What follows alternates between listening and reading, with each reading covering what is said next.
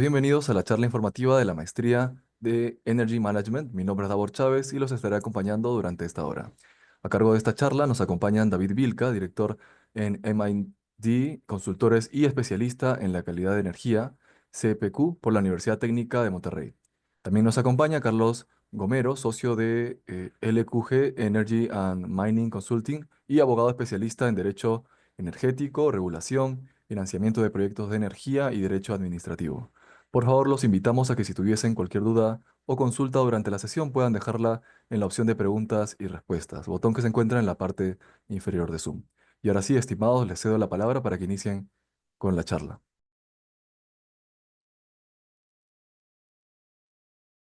¿Qué tal? Buenas noches.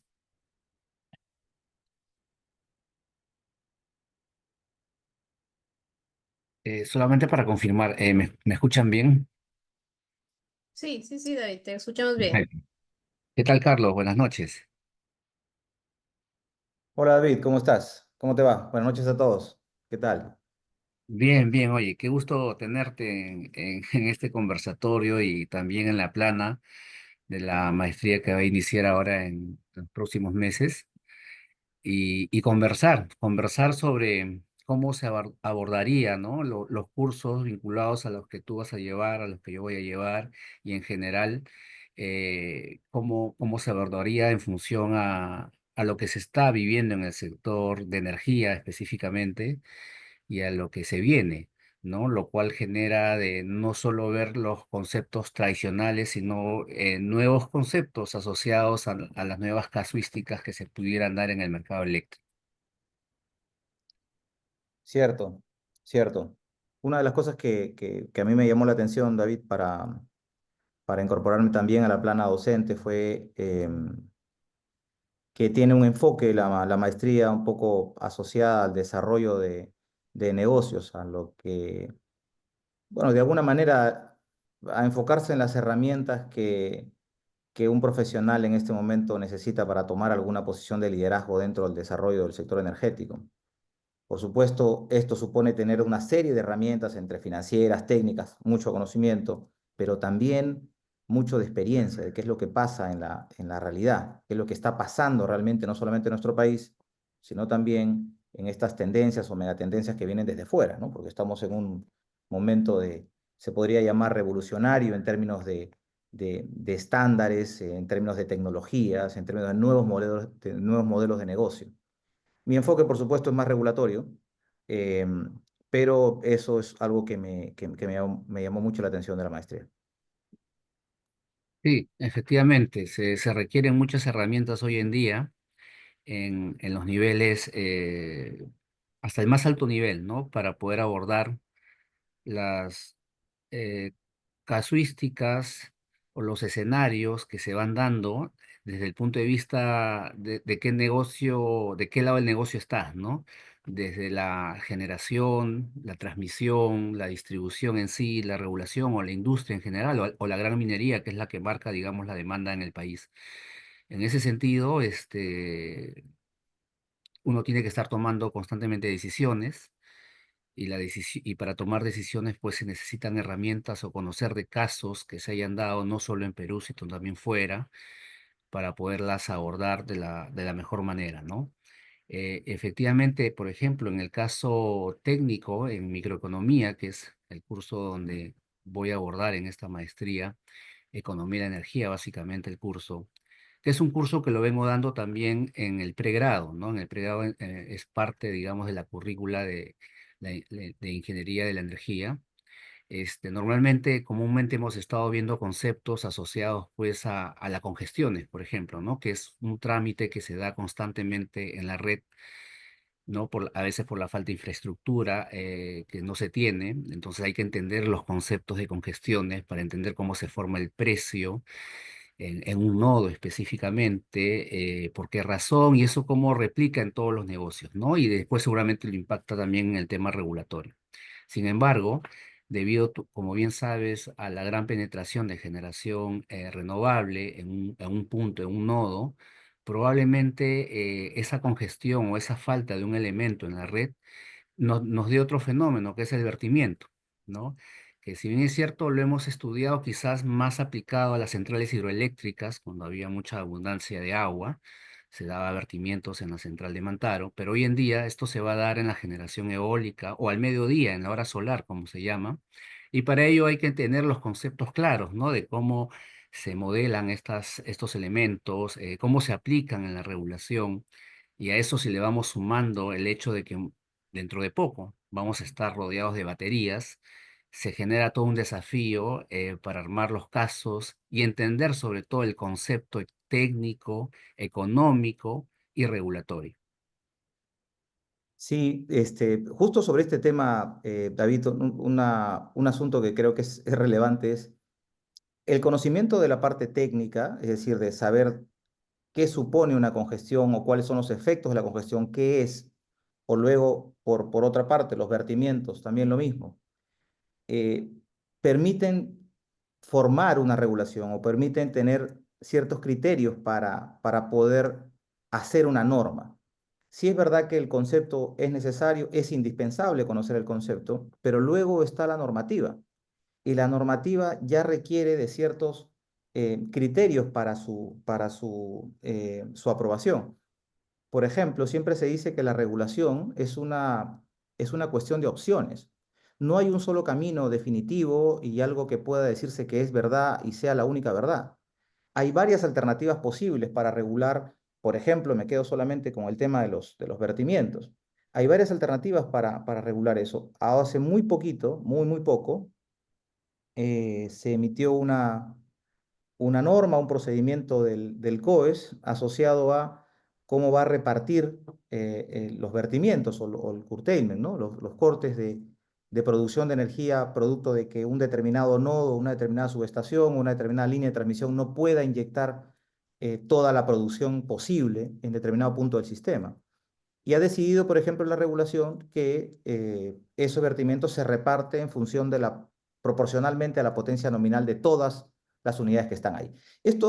La regulación puede ser de otra forma. Esa es una opción regulatoria, es decir, repartir los vertimientos en función proporcionalmente a la potencia de todas las unidades que se encuentren en ese punto. Pero la regulación básicamente puede haber preferido otro criterio, como por ejemplo que se prefieran a los que primero llegaron al sistema y que más bien se castigue a los que generaron el vertimiento con su incorporación posterior. Eso es posible. Pero entre una y otra alternativa, lo que sí es importante es saber por qué, cuál es la razón, quiénes son los ganadores y perdedores, por qué una medida, en función de ciertos criterios, en determinado momento, se puede considerar que es mejor que otra. Creo que de alguna forma, este camino o derrotero paralelo entre el conocimiento técnico y también las opciones regulatorias que están a la mano, son fundamentales para poder tener un conocimiento completo de los fenómenos o de los retos de la industria, ¿no? No hay forma de ver la industria solamente desde el lado estrictamente legal o regulatoria, o puramente técnica, o puramente económica y financiera.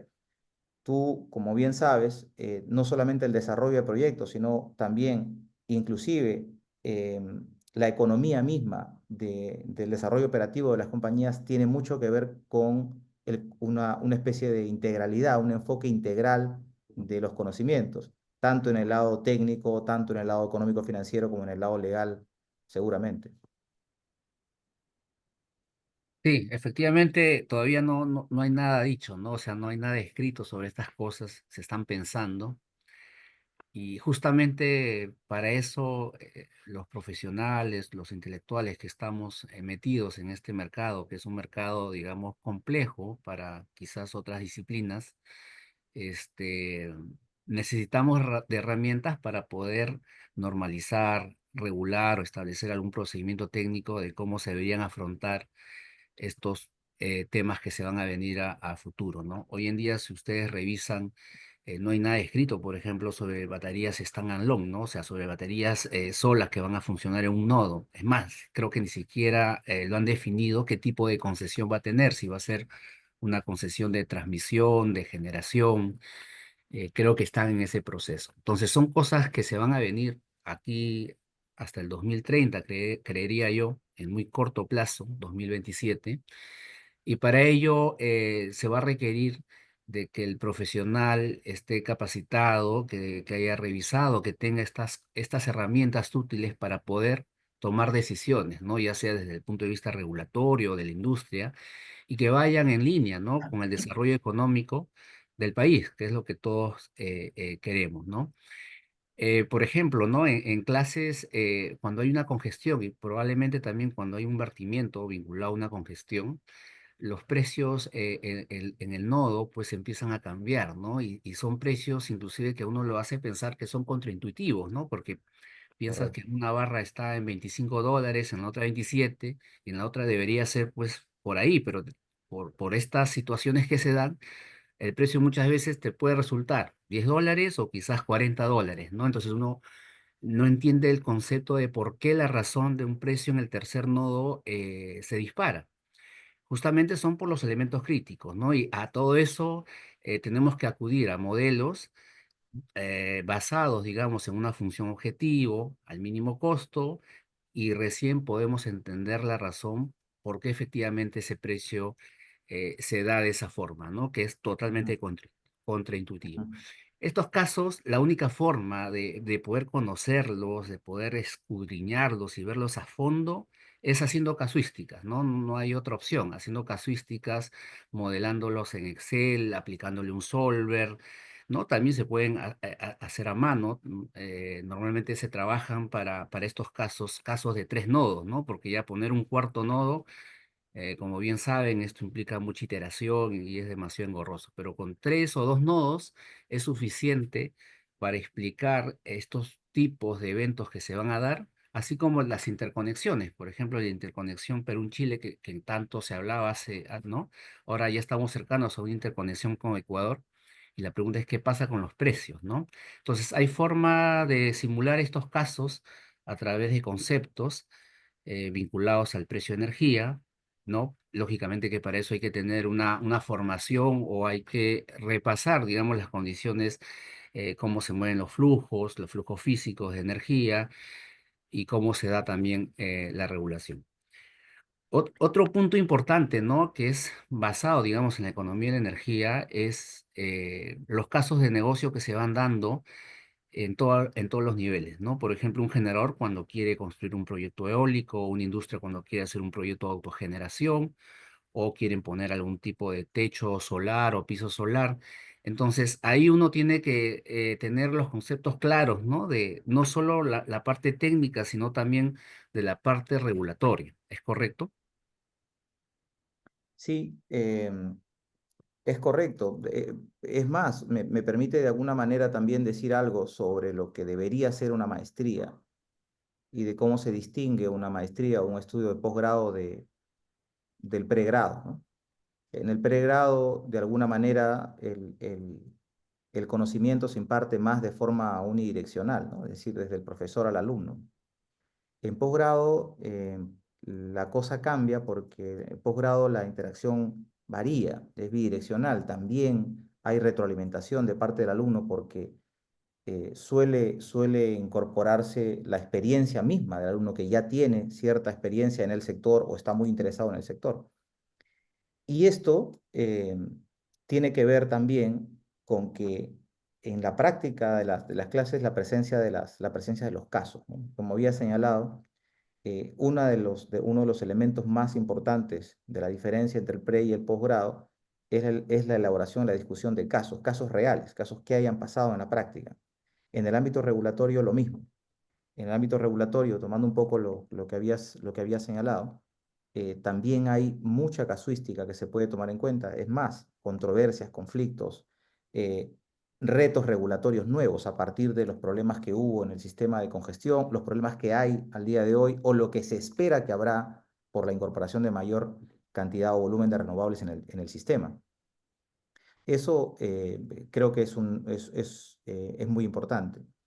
Luego también un tema que creo que no hay que perder de vista es que aquí estamos hablando mucho más del tema eléctrico, por supuesto, por la especialidad de David, porque también de alguna manera yo me enfoco más en los temas regulatorios eléctricos, pero por supuesto la maestría no es una maestría solo de electricidad, sino de energía. donde también se incorpora también se incorpora información o herramientas asociadas al negocio o a la industria del gas natural o el petróleo, digamos, la industria de la energía en general. Y esto es ahora más importante, diría yo, porque lo que se viene en el futuro, ya probablemente lo que pase en los 4 o 5 o 6 años que vengan, sea algo que en lo que no hay en una experiencia pasada. La participación de las baterías, como ha señalado David, la incorporación de mayor presencia de renovables a nivel micro, es decir, la generación distribuida, que los propios usuarios puedan tener su generación. Esta migración de lo que hoy se conoce como consumidor a lo que ahora le llaman prosumidor, es decir, a un consumidor que no solo consume, sino además que pueda producir e inyectar a la red. La presencia de agentes asociados a los servicios complementarios, que hoy no existen, agentes que puedan prestar solamente servicios complementarios en el sistema, es decir, servicios que no están asociados a la provisión directa de energía y potencia, sino más bien a la regulación de frecuencia, la regulación de tensión, etcétera. Estos nuevos fenómenos, por supuesto nosotros estamos dando nuestros pininos como país, pero ya en otros países existe regulación y de alguna manera la idea también es estudiar o revisar esta regulación de otros países para ver cómo se puede implementar o cómo se implementaría una regulación para lo que viene en el mercado peruano para los siguientes años, ¿no?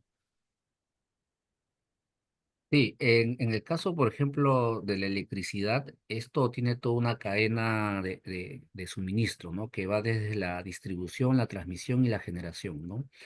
En el curso se repasan los conceptos vinculados a cada modelo de negocio, dado que en la distribución, por ejemplo, es un modelo distinto basado en una regulación de la empresa modelo, la metodología YARC-STIC, que es cómo se regula hoy en día, ¿no? Entonces, entender un poco los conceptos vinculados a esa regulación es básico, ¿no? Porque cuando se haga un modelo de negocio, cuando lleven más adelante el desarrollo de un modelo, se tiene que conocer mucho de estas formas de cómo se establecen los precios en la distribución para hacer el trade-off o el análisis comparativo de un proyecto que está inmenso, digamos, de la red de un operador de distribución.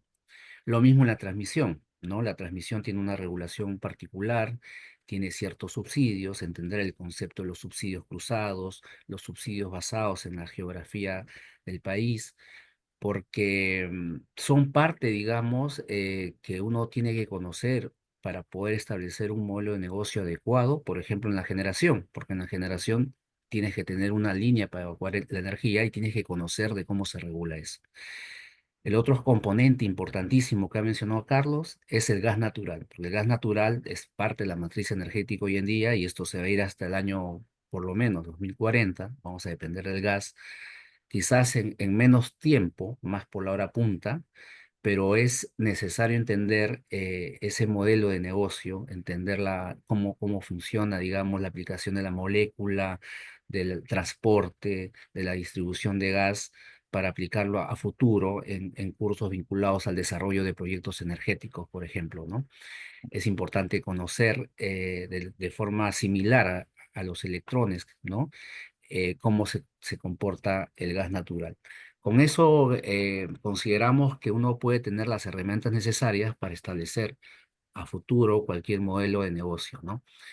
Eso es básicamente lo que contempla un curso de economía de la energía. Se analiza mucho el comportamiento de la demanda, ¿no? De la demanda, sobre todo en Perú, que la demanda que se mueve es la demanda minera y cómo ésta se proyecta, ¿no? Que es parte también de un análisis económico, ¿no? La proyección de los precios, que es algo que cotidianamente, particularmente los que estamos en este sector, constantemente lo hacemos. Y en ese aspecto hay hasta dos tipos de proyecciones de demanda, ¿no? La expansiva, y está también la demanda vegetativa, que es una demanda que se mueve en función de la población. Hay métodos econométricos que se van desarrollando, digamos, en clase a través de casos, y lo interesante es que uno ve la percepción de cada grupo de estudiantes, ¿no? De cómo ve el país para establecer una proyección y sobre eso armar una casuística, ¿no? Em, hay un tema que a veces no se habla mucho de esto, ¿no? Pero esto es una opinión muy personal. Yo pienso que eh, la parte más importante eh, para entender cómo funcionan los modelos de negocio de energía, no solamente aquí en el Perú, sino también cualquier modelo regulatorio de otro país, es la microeconomía. Yo creo que todas las personas que quieran desarrollarse debidamente en el negocio de la energía tienen que saber de microeconomía. Los abogados tienen que conocer de microeconomía. Igual los ingenieros, por supuesto, los economistas debe ser mucho más fáciles para ellos, los administradores, etcétera. Eh, Porque a partir de la microeconomía se explican los modelos regulatorios. Inclusive, ustedes saben que en el sector eléctrico hay un gran mercado, el mercado de contratos, que es el mercado en el que se vende la energía propiamente en acuerdos de largo plazo, pero también existe el mercado de corto plazo, que es el mercado spot, donde la energía se vende entre generadores a precios instantáneos. Estos precios instantáneos son regulados. En el caso peruano, estamos basados en un modelo de costos variables, eh, pero para poder saber por qué es así, es necesario saber de microeconomía. ¿Cuál es la diferencia entre costo fijo y costo variable? ¿Por qué el costo variable es el driver? ¿Qué cosa es un costo marginal? ¿Por qué el costo marginal es el precio que se despeja en el mercado de corto plazo? ¿Por qué a ese modelo se le llama marginalista? ¿Por qué se paga en el sector eléctrico a diferencia de cualquier otro mercado? Dos conceptos, se paga energía y se paga potencia. ¿Por qué? ¿Por qué el modelo de peak load pricing, por ejemplo, es el que adhiere una buena parte de la regulación en el mundo y establece esta separación entre energía y potencia? Y así por el estilo. Inclusive, para la regulación de la distribución, de la transmisión, que son monopolios naturales, también tiene una fuerte participación de microeconomía. Parte de los modelos de competencia perfecta y van analizándose las fallas de mercado. Una falla de mercado es el monopolio natural y por lo tanto tiene que regularse, etcétera. Creo que ese es un elemento, no sé, en mi impresión, por lo menos en mi experiencia, creo que es lo más importante que se debe conocer. Por supuesto, en la parte regulatoria hay mucho de microeconomía, no porque sea yo economista, pero porque en la práctica, por lo que he estudiado y por lo que en la práctica me desenvuelvo de esa manera, hay también muchos conceptos que son de microeconomía en la parte regulatoria, ¿no? No es enteramente, vamos a decir que no es estrictamente jurídica, sino más bien parte de un conocimiento también de micro. Eso es lo que quería agregar también, David. Sí, efectivamente, ¿no? Hay una parte donde uno evalúe, por ejemplo, el overnight cost de un proyecto de generación, ¿no? Que puede ser hoy en día eólico, solar, hidráulico también tiene sus temas ahí de largo plazo, pero en clase o una casuística se hace un trade-off y ahí hay que entender bien qué es el precio variable, qué es el precio fijo, ¿no? El precio de inversión para hacer un comparativo adecuado, ¿no? Y cuál es la señal que uno buscaría, no solo desde el punto de vista de un inversionista, sino también desde el punto de vista político de un país, ¿no? Hacia dónde orientaría en función al overnight cost que se tiene hoy en día, que es básicamente el CAPEX de un proyecto según su tecnología, ¿no? Ujú. Y ahora se hace más interesante porque ya no se ven solo proyectos de una tecnología, sino ya son híbridos, ¿no? Porque ahora estamos combinando baterías. Debido al vertimiento se ponen baterías o debido a otra naturaleza donde se quieren baterías, entonces hay un proyecto ahí híbrido, por lo tanto hay un overnight cost híbrido, ¿no? Que son, digamos, desafíos que se van a venir, pero para eso existe la parte académica, ¿no? Para hacer este tipo de maestrías, de cursos, ¿no? Eso sería, digamos, como aporte. No sé si, Carlos, tú quieres tener algún comentario adicional, pero con eso estaríamos culminando nuestro conversatorio. No, David, yo creo que eso es, más bien si tuvieran alguna pregunta, por supuesto, más que encantados de absolverla, ¿no? Solamente también no hay que perder de vista nunca lo que se espera de un estudiante de maestría, ¿no? Esta capacidad crítica de no solamente tomar la información y repetirla, sino tener un propio pensamiento particular, un pensamiento crítico sobre lo que se imparte. Hay muchas cosas que se dan por válidas, muchas cosas que se dan, por lo menos en nuestro país, como dadas, ¿no? Como ya totalmente válidas. Pero creo que todavía nuestro modelo está en construcción, sigue en construcción todavía. Y ese nuevo modelo al que nosotros deberíamos aspirar a tener, que es un modelo muy eficiente, muy seguro y también sostenible, por supuesto se va a tener que complementar con el conocimiento de quienes nuevamente o quienes recién se comienzan a incorporar al mercado eléctrico o al mercado de energía en general. Con lo cual los alumnos serán partícipes de ese desafío, de ese reto, de las reformas que requiere nuestro sistema en adelante. Perfecto, David, Carlos, muchas gracias por el conversatorio. Ahora vamos a darle pase a Cristina Ramírez para que rápidamente pueda hacer la mención comercial de la maestría. Vamos a compartir pantalla. Adelante, Cristina. Buenas noches, muchas gracias por participar de nuestra conferencia informativa. Brevemente les voy a dar un poco los alcances acerca de los requisitos para postular a la maestría de Energy Management. Deben presentar una copia simple del documento nacional de identidad, DNI, carnet de extranjería o pasaporte, la copia simple del grado académico de bachiller, una copia simple de los certificados de estudios de la universidad donde obtuvo el grado de bachiller, 2 cartas de referencia laborales como mínimo que obtengan los datos de las personas que los está refiriendo, así como un número telefónico o correo electrónico. El currículum vitae no documentado, un certificado de idioma inglés a nivel intermedio y emitido por una de las instituciones aprobadas por UTEC, un ensayo de intención que describa la motivación de estudiar la maestría en UTEC posgrado en un máximo de 2 hojas y un recibo de pago por derecho de postulación.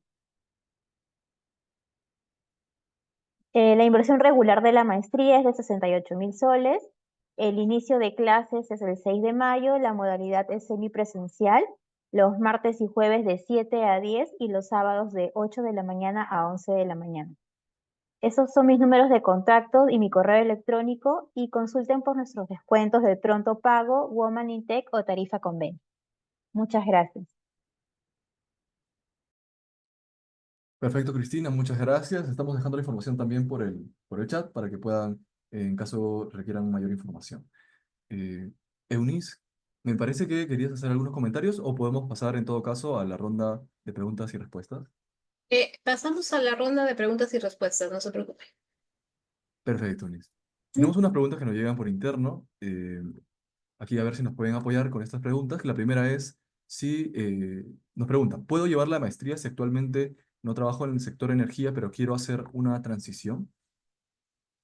Sí, sí, sí, no hay problema. Evidentemente siempre se agradece más cuando se trae una expertise en el campo de la energía, sobre todo en el tema de consultoría, de gestión o de negocios, pero si no lo hubiese, me parece que es importante también dar espacio, ¿no? Para aquellas personas que deseen incorporarse en este campo laboral de energía, sobre todo en el tema de gestión. Ahora, si bien decimos que si están vinculados al sector es porque cuando hagan la tesis, es más fácil, ¿no? Ya tomar un tema que están trabajando en el ambiente laboral y ese problema poderlo llevar a tesis, que cuando no lo tenemos, ¿no? No obstante, no es condicionante.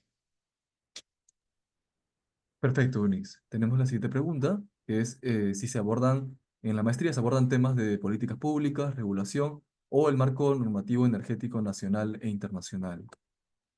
Sí, se abordan todos los temas. De hecho, la maestría tiene 3 tracks muy importantes.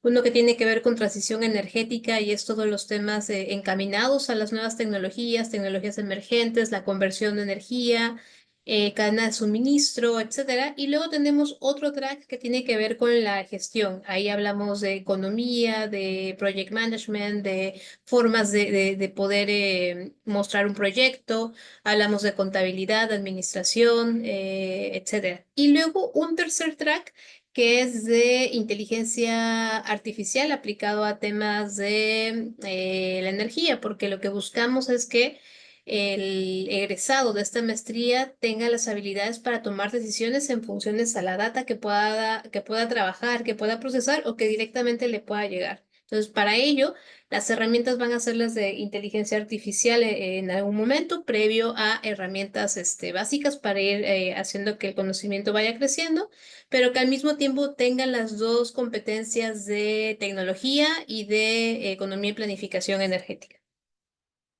Entonces, sí, tienen que ver regulación, economía, macroeconomía, etcétera. Si lo tienen que ver, lo van a ver. Excelente, Unis. Nos quedan dos preguntas más. Una de ellas es si podría explicar con más detalle los tres tracks de contenido, si son consecutivos o se llevan en paralelo. Sí, perfecto. Se llevan en paralelo. Cada periodo académico van a tener algunos cursos de estos tres tracks, ¿no? Lo importante es que vayan avanzando en función a lo que van conociendo como tecnologías, a lo que van conociendo como temas ya más duros de la gestión, que es la economía, la contabilidad, los mercados y teniendo toda esa data, paralelamente van a ir incorporando la inteligencia artificial. Inicialmente van a tomar como referente un primer curso que es Fundamentos para Data Analytics e IA, es decir, ver funciones a partir de información que se va a recabar y esas funciones. ¿Qué información nos da? ¿Cómo las vamos a interpretar? ¿Qué significan? ¿Son datos relevantes? ¿No son datos relevantes? ¿Dónde hay que limpiar esa información? ¿Dónde hay que ser más incisivos? Y eso es el primer curso de Fundamentos para Data IA. Posteriormente van a empezar a ver en cuanto a este último track, modelos analíticos para el sector energía. Entonces ahí ya empiezas ya entendimos qué sucede con la data. Ahora vamos a empezar a llevarlos a los modelos para luego llevar otro tercer curso que es inteligencia artificial para sistemas energéticos, que por cierto lo va a dictar un profesor que va a venir de la Universidad de Alberta, y esto es bueno porque ellos tienen bastante experiencia en este tema de la aplicación de la IA en energía. Y van a terminar con un curso ya por quinto ciclo de simulación energética y modelado, ¿no? Es decir, ahora sí coloco modelos, cómo se comporta esta predicción o producción de energía, ya sea a nivel técnico de producir o a nivel económico. Entonces, todo eso va a ir en paralelo con lo que vayan avanzando en temas de los dos tracks que les he comentado. Perfecto, Unis. Ahora tenemos la última pregunta, que es justamente lo de la Universidad de Alberta. Menciona que hay un curso internacional con la Universidad de Alberta. ¿En qué consiste y cómo se desarrolla y si se obtiene algún tipo de certificado adicional? Sí, bueno, una de las características de esta maestría es que tenemos alianzas educativas, en este caso es con la Universidad de Alberta. Ellos, a partir de esta alianza, vamos a intercambiar conocimientos, es decir, un profesor va a estar con nosotros, va a estar de manera presencial aquí en la universidad, donde nos va a dictar precisamente el curso de inteligencia artificial para sistemas energéticos. Para ese caso, en ese entonces ya estaremos en cuarto ciclo y la idea es incorporar ya todas estas herramientas para que ustedes posteriormente vayan al modelado. Si bien hay algunos certificados, en realidad el certificado tiene que ver más con cuando terminemos ya la maestría, ¿no?